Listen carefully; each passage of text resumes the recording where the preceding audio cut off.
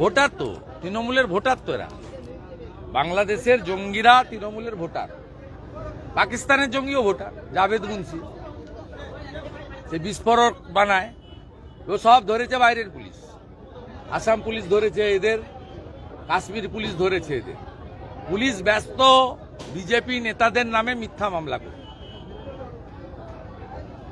অনুপ্রবেশের একটু আগে তুহিন বিশ্বাসের বিরুদ্ধে অপহরণের মামলা করছি আমরা।